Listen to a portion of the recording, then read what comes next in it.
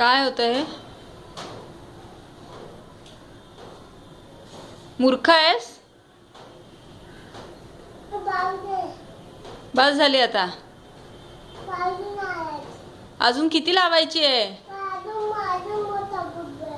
मोठा भूत बनायचंय. मिरर मध्ये बघ जरा किती मोठा भूत बनलायस.